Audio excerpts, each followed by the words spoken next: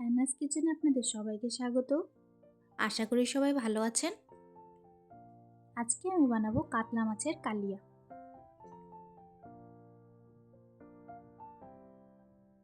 আজকে আমি 4 পিস মাছ নিয়েছি।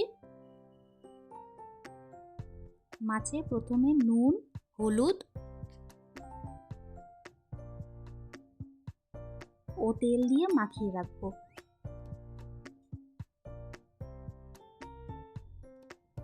মাখানোর সময় সামান্য তেল দিলে মাছগুলো ভাজার সময় ছিটে আসবে না।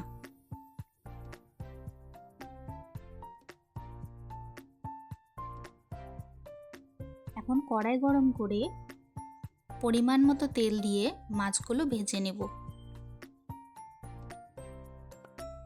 যতক্ষণে মাছ ভাজা হচ্ছে আমরা মশলাটা তৈরি করে নিই।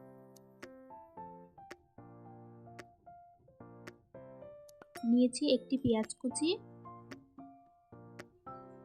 দুটো রসুন কোয়া, একটি টমেটো।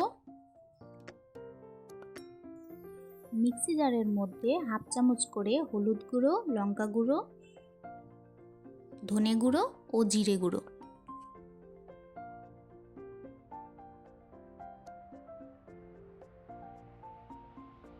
পেঁয়াজ কুচি,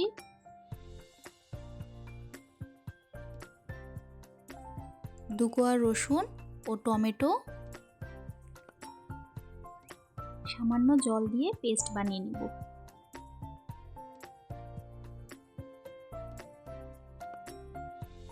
মাছগুলো ভাজা হয়ে গেছে, এখন তুলে রাখবো।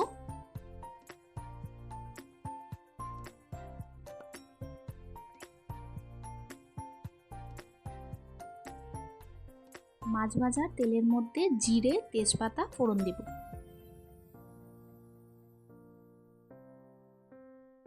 কিছুটা পেঁয়াজ কুচি রেখে দিয়েছিলাম ফোড়নের জন্য, সেটি এখন এর মধ্যে দিয়ে দিব। আজকের রেসিপিটা যদি আপনাদের ভালো লাগে আমার চ্যানেলটিকে লাইক, শেয়ার, সাবস্ক্রাইব করে আমার পাশে থাকবেন।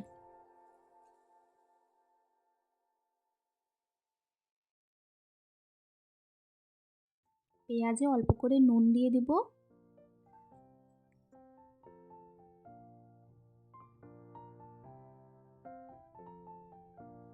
এখন লাল হওয়া অবধি ভাজতে থাকবো।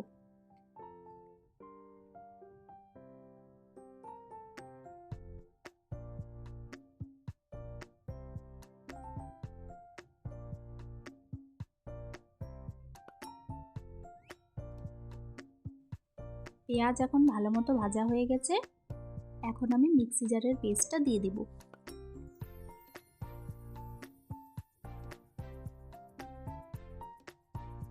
মিক্সি জারটা ধুয়ে অল্প করে জল দিয়ে দিব।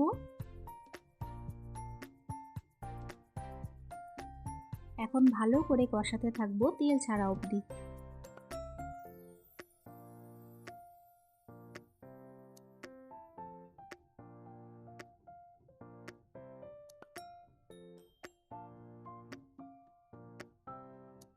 মশলা থেকে তেল ছেড়ে এসেছে, এখন আমি পরিমাণ মতো জল দিয়ে দিব।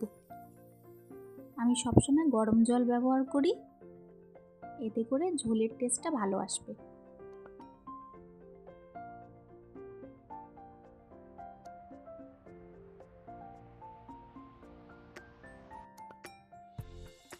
ঝোল ফুটে এলে ভাজা মাছগুলো দিয়ে দিব।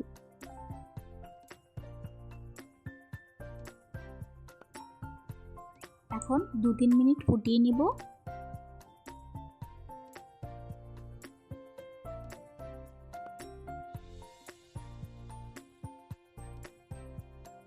মাছগুলো দেওয়ার পর 2-3টে কাঁচা লঙ্কা দিয়ে দেব।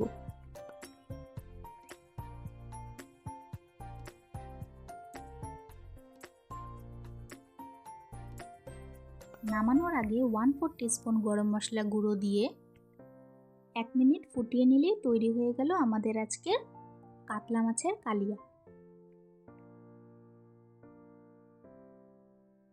গরম গরম ভাতের সাথে এরকম কাতলা মাছের কালিয়া থাকলে আর কিছুই লাগবে না। আমার রেসিপিটা ফলো করে কম তেল মশলা দিয়ে কাতলা মাছের কালিয়া একবার ট্রাই করবেন, আশা করি ভালো লাগবে।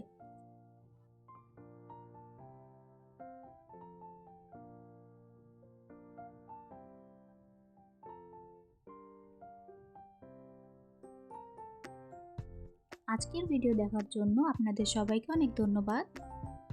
সবাই খুব ভালো থাকবেন।